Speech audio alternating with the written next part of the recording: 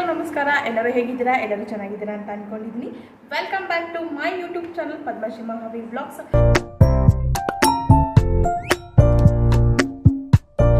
ಈ ವ್ಲಾಗ್ ಮಾಡ್ತಿರೋದು ಅಂತಂದರೆ ನಾನು ಇದು ಆ್ಯಕ್ಚುಲಿ ಅನ್ಪ್ಲ್ಯಾನ್ಡು. ನಾಳೆ ನಮ್ಮ ಚಿಕ್ಕಮ್ಮನ ಬರ್ತ್ಡೇ ಇದೆ, ಸೊ ನಾಳೆ ಹೋಗಿ ಕೇಕ್ ಕಟ್ ಮಾಡಿಸಿ ಅವ್ರ ಕಡೆನೇ ಸೆಲೆಬ್ರೇಷನ್ ಮಾಡೋಣ ಅಂತ ಅಂದ್ಕೊಂಡಿದ್ವಿ.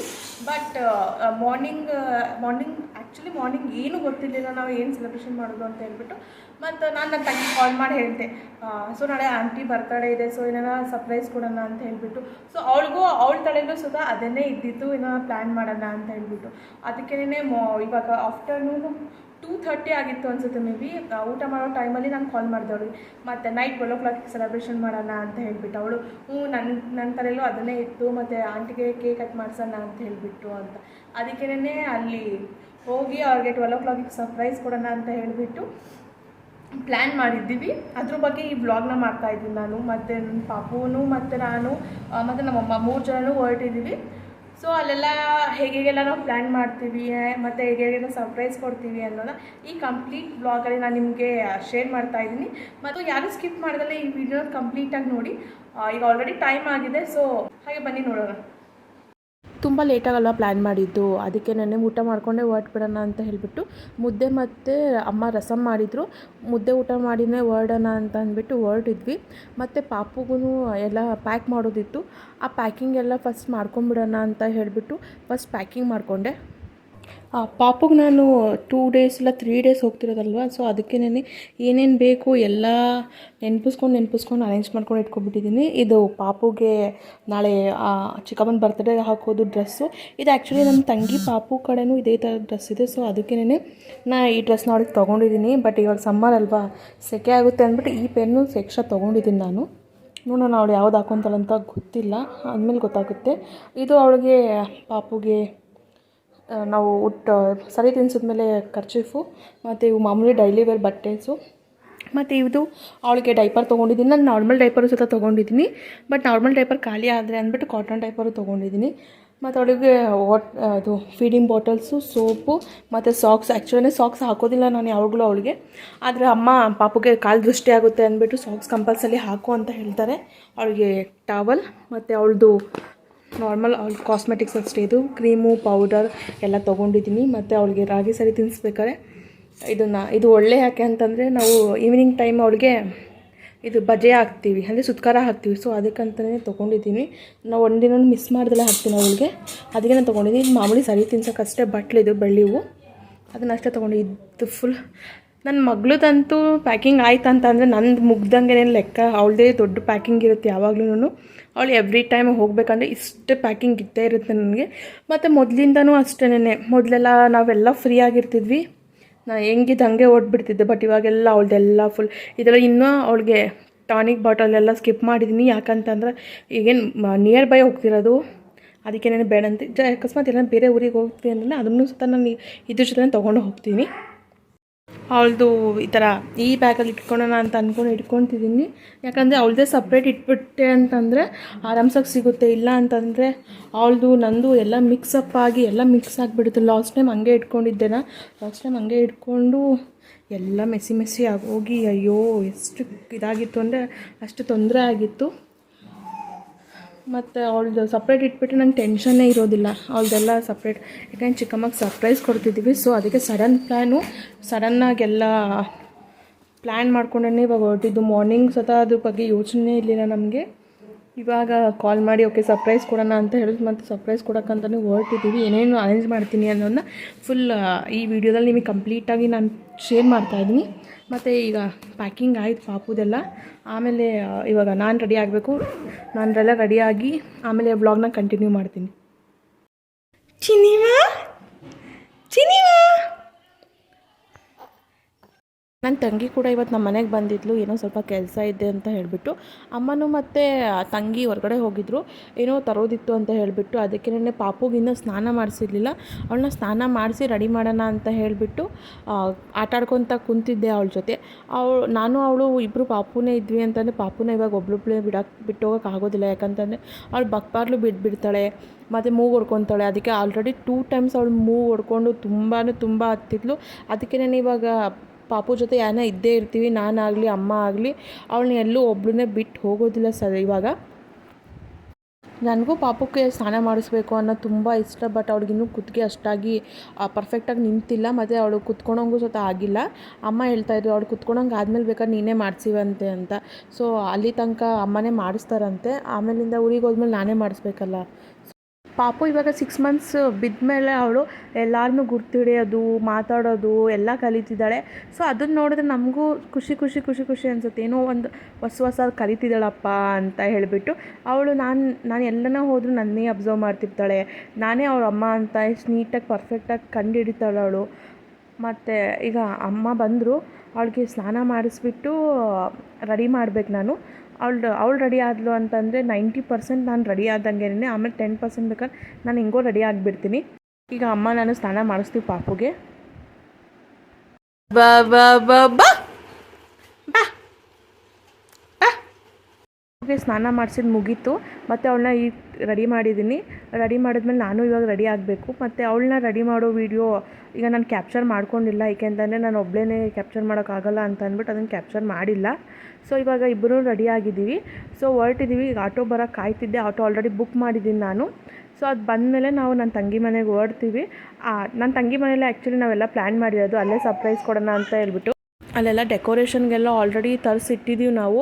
ಬಟ್ ಮೊದಲೇ ಪ್ಲ್ಯಾನ್ ಮಾಡಿದ್ದೆ, ಇನ್ನೂ ಚೆನ್ನಾಗಿ ತರಿಸ್ಬೋದಿತ್ತು. ಬಟ್ ಇರೋದ್ರಲ್ಲೇ ಡೆಕೋರೇಷನ್ ಮಾಡೋಣ ಅಂತ ಅಂದ್ಬಿಟ್ಟು ಇರೋದ್ರಲ್ಲೇ ಡೆಕೋರೇಷನ್ ಮಾಡಿದ್ದೀವಿ.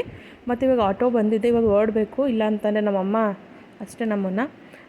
ಇದು ಊರು ಅಷ್ಟೇನೆ, ತುಂಬ ದೂರನೂ ಏನಿಲ್ಲ, ಇಲ್ಲೇ ನಿಯರ್ ಬೈ ಇದೆ, ಬಟ್ವಾಡಿ ಹತ್ರನೇ.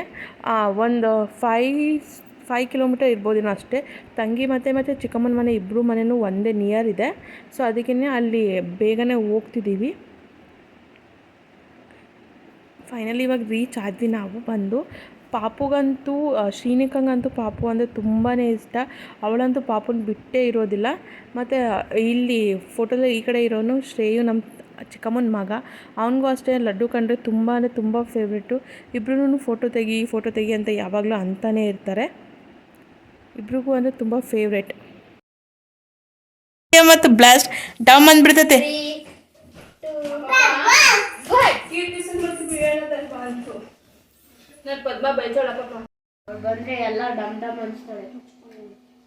ನೈಟ್ ಊಟಕ್ಕೆ ನಾವು ವೆಜಿಟೇಬಲ್ ಉಪ್ಪಿಟ್ಟು ಮಾಡಿದ್ವಿ.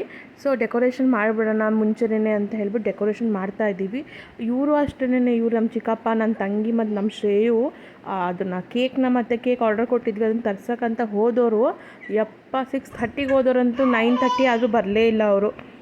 ತುಂಬಾ ವೆಯ್ಟ್ ಮಾಡಿ ನಮಗಂತೂ ಸಾಕಾಗೇ ಹೋಯಿತು. ಎಷ್ಟು ಸಲ ಫೋನ್ ಮಾಡಿದ್ರು ಸತ ಅವ್ರು ಕಾಲೇ ಪಿಕ್ ಮಾಡ್ತಿರ್ಲಿಲ್ಲ. ಮತ್ತು ಅಲ್ಲೂ ಸತ ಸ್ವಲ್ಪ ಡಿಲೇ ಆಗಿತ್ತಂತೆ ತರೋದು ಅಂತ ಹೇಳಿಬಿಟ್ಟು. ಆಯಿತು ಇನ್ನೇನು ಬಿಡ್ರಿ ಅಂತ ಹೇಳಿಬಿಟ್ಟು ಸುಮ್ಮನಾದ್ವಿ. ಮತ್ತು ಇವಾಗ ಡೆಕೋರೇಷನ್ಗೆ ರೆಡಿ ಮಾಡ್ತಾಯಿದ್ವಿ. ಚಿಕ್ಕಮ್ಮ ಮನೆಯಲ್ಲೇ ಇದ್ದಾರೆ. ಅವ್ರಿಗಿನ್ನೂ ನಾವು ಬಂದಿರೋದು ಸತ ಅವ್ರಿಗೆ ಗೊತ್ತಿಲ್ಲ, ಏನೂ ಹೇಳೂ ಇಲ್ಲ. ಮತ್ತು ಅವರು ತುಂಬ ಒಂದು 10 ಟೈಮ್ಸ್ 20 ಟೈಮ್ಸ್ ಕಾಲ್ ಮಾಡಿದ್ದಾರೆ.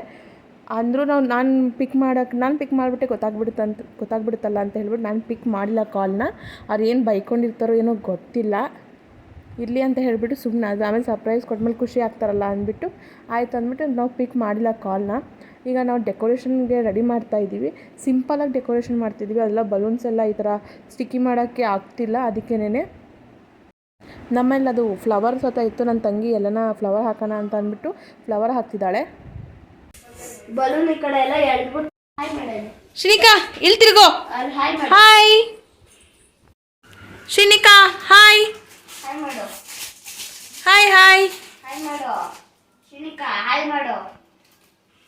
ಶ್ರೇಯು ಮತ್ತು ಚಿಕ್ಕಪ್ಪ ಇಬ್ಬರೂ ಫುಲ್ಲೇ ಖುಷಿಯಾಗಿದ್ದರು ಚಿಕ್ಕಮ್ಮಂಗೆ ಸರ್ಪ್ರೈಸ್ ಕೊಡೋಕ್ಕೆ. ಯಾಕೆಂದರೆ ಎವ್ರಿ ಟೈಮ್ ಚಿಕ್ಕಮ್ಮನೇ ಸರ್ಪ್ರೈಸ್ ಕೊಡ್ತಿದ್ರು. ಈ ಸಲ ನಾವು ಕೊಡೋಣ ಅಂತ ಹೇಳ್ಬಿಟ್ಟು ಅವರಿಗೆ ಸರ್ಪ್ರೈಸ್ ಕೊಟ್ಟಿದ್ವಿ. ಮತ್ತು ಅವರು ಕೇಕ್ ಬೇಬಿ ಡಾಲ್ನ ತಂದಿದ್ದು. ಬೇಬಿ ಡಾಲ್ ಅಂತೂ ಸೂಪರಾಗಿ ಕಾಣ್ತಾಯಿತ್ತು. ನೀವೇ ನೋಡ್ತಿದ್ದೀರಲ್ಲ ಫ್ರೆಂಡ್ಸ್, ಎಷ್ಟು ಚೆನ್ನಾಗಿ ಕಾಣ್ತಿದೆ ಅಂತ ಹೇಳಿಬಿಟ್ಟು.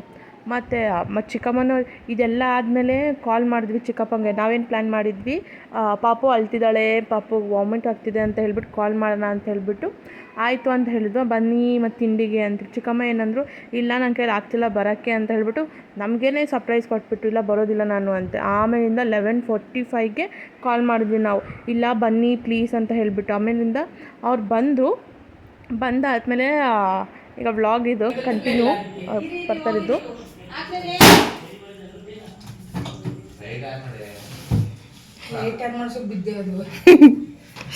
ಸ್ಮೈಲ್ ಶ್ರೇಯು. ಡನ್. ಸ್ವಲ್ಪ ಈ ಕಡೆ ಬಂದು ಚೂರು ಅಷ್ಟೇ ಒಂದು ಅರ್ಧ ಅಡಿ ಸ್ಮೈಲ್. ಬೇಡ. ಆಲ್ರೆಡಿ ತುಂಬ ಲೇಟ್ ಆಗಿತ್ತು ಅಂತ ಯಾರೂ ರೆಡಿನೇ ಆಗಲಿಲ್ಲ, ಹಂಗೇ ಕೇಕ್ ಕಟ್ ಮಾಡಿಸ್ಬಿಟ್ವಿ. ಪಾಪ ಶ್ರೇಯೂ ಅಷ್ಟೇ ತುಂಬ ವೆಯ್ಟ್ ಮಾಡಿ 10:30 ತನಕ ವೆಯ್ಟ್ ಮಾಡಿ ಇಲ್ಲ ಆಗೋಲ್ಲ ಅಂತ ಮಲ್ಕೊಂಡೇ ಬಿಟ್ಟಿದ್ದ. ಪಾಪ ಅವನು ಎಷ್ಟು ಅಳ್ತಾ ಇದ್ದ, ಇಲ್ಲ ಮಮ್ಮಿ ನನ್ನ ಕೈಲಿ ಆಗ್ತಿಲ್ಲ ಎದ್ದೋಳೋದಿಲ್ಲ ಅಂತ ಹೇಳ್ಬಿಟ್ಟು. ಅಂದರೂ ಎದ್ದೋಳಿಸಿ ಅಮ್ಮನ ಜೊತೆ ಕೇಕ್ ಕಟ್ ಮಾಡು ಅಂತ cake cut ಮಾಡಿಸಿದ್ವಿ.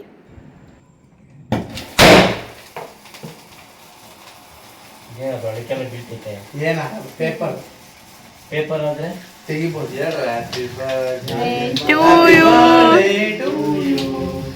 Happy birthday to you.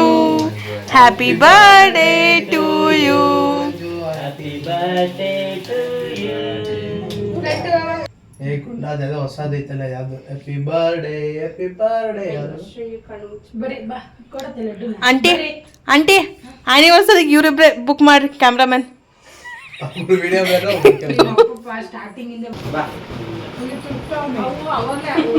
ಹಿಂದಕ್ಕೆ ಬಾ ನೀನು. ಹಂಗೆ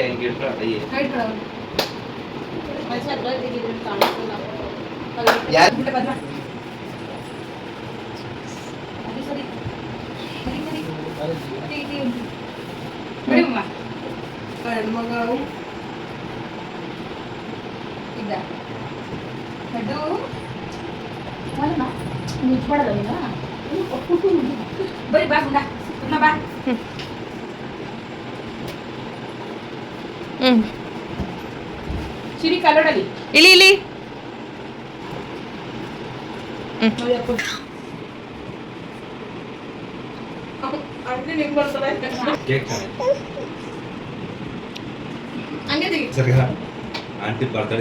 ಬರ್ತ್ಡೇ ಸೆಲೆಬ್ರೇಷನ್ ಎಲ್ಲ ಮುಗೀತು. ನಾವು ಎಲ್ಲರೂ ಒಟ್ಟಿಗೆ ಫೋಟೋ ತೆಗೆಸ್ಕೊಂಡ್ವಿ. ಆಮೇಲೆ ಶ್ರೇಯು ಅವ್ರ ಅಮ್ಮಂಗೆ ಗಿಫ್ಟ್ ತಂದಿದ್ದ ಅಂತ ಹೇಳ್ಬಿಟ್ಟು ಗಿಫ್ಟ್ ಕೊಟ್ಟ. ತೆಗೆದು ನೋಡ್ರಿ ಮಮ್ಮಿ.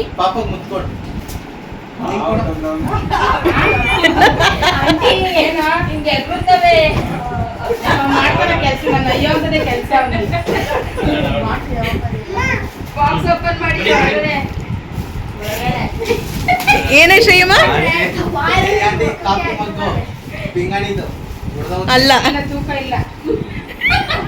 ಪಕ್ಕ ಹಾವು.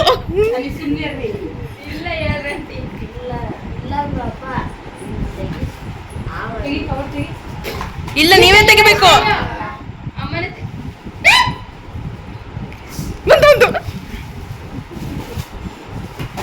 ಅಯ್ಯೋ ವಿಡಿಯೋ ಲಾಂಗ್ ಜಾಸ್ತಿ ಆಗುತ್ತೆ. ಏನಿಲ್ಲ అంటే ಪ್ರೆಸ್ ಮಾಡ್ರಿ.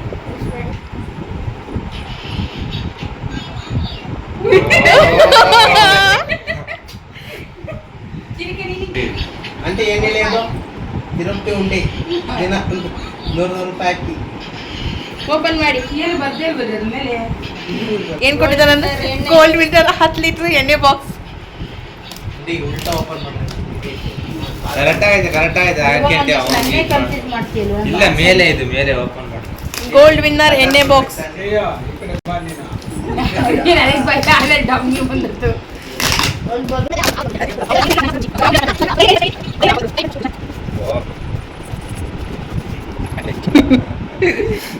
ಹೇಳ್ರಿ ಥ್ಯಾಂಕ್ ಯು ಯಜಮಾನ್ರ ಅಂತ. ಮುಂದೆ ಕೇಳಿ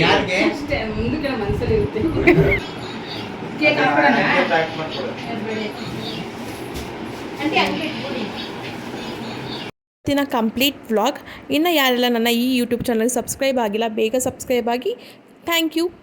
ಗುಡ್ ನೈಟ್. ಬಾಯ್ ಬಾಯ್.